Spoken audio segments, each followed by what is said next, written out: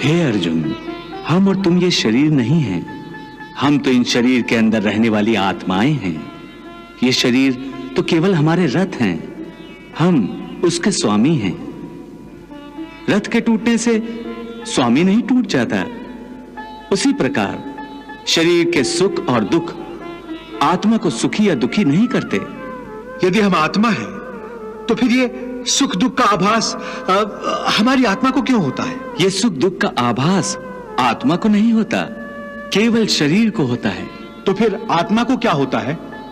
आत्मा को कुछ नहीं होता, क्योंकि ये होना न होना, सुख दुख, सर्दी गर्मी, ये सब प्रकृति के नियम हैं।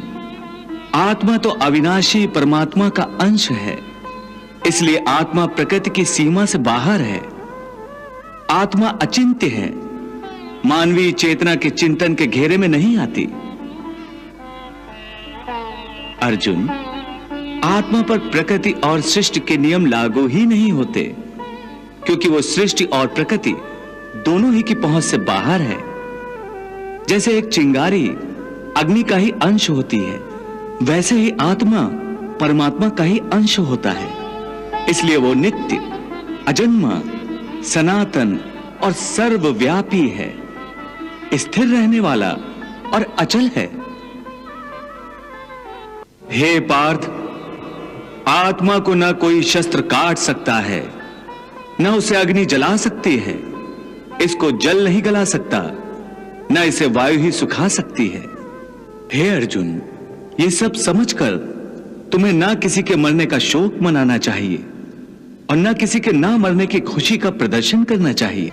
हे केशव, ये सब मानकर भी कि आत्मा नित्य, सनातन और अजन्मा है, उसे शस्त्र नहीं काट सकते, आग नहीं जला सकती, फिर भी प्राणी की आत्मा को दुख सुख, शोक खुशी, मान अपमान, पीड़ा और आनंद का एहसास क्यों होता है?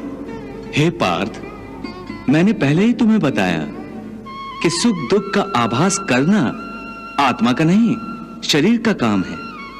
परंतु केशव, शरीर को दुख या पीड़ा तभी होगी जब शरीर को कोई चोट लग जाए या उसका कोई अंग कट जाए। जैसे शरीर आग में जल जाए, उससे जो पीड़ा होती है वो तो शरीर की पीड़ा है। परंतु मान हानि होने से जो दुख होता है या मान होने से जो आनंद आता है, उसमें तो शरीर को कोई चोट नहीं पहुंचती। वो मान हानि का दुख, वो अपकीर्ति की पीड़ा तो आत्मा को ही होती है ना? नहीं अर्जुन, ये कीर्ति अपकीर्ति, मान अपमान, ये लाभ हानि, ये जीतने का आनंद अथवा हारने की पीड़ा, ये भी आत्मा को नहीं होती। ये आत्मा का काम नहीं है, ये तो मन की शरारत है। मन की शरारत? इसका क्या अर्थ है केशव? पार्थ, प्राणी के शरीर का एक अदृश्य अंग है मन, जो दिखाई नहीं देता, परंतु वही सबसे शक्तिशाली हिस्सा है शरीर का। ये याद रखो कि मन शरीर का हिस्सा है, उसका आत्मा से कोई संबंध नहीं। आत्मा यदि रथ में बैठा हुआ रथ का स्वामी है, तो मन शरीर रूपी रथ का सारथी है।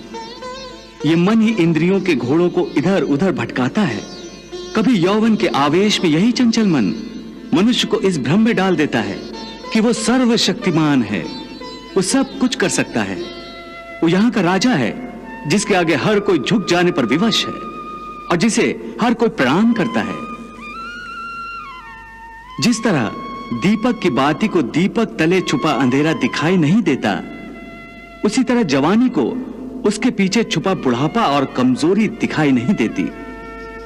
परंतु जब शरीर के दीपक में यौवन शक्ति का घी जल जल कर समाप्त होने लगता है और दीपक तले छुपा अंधेरा बढ़ने लगता है, तो मनुष्य घबराकर चिल्लाने लगता है, मैं बीमार हूं। ये रोने का नाटक भी मन ही करता है।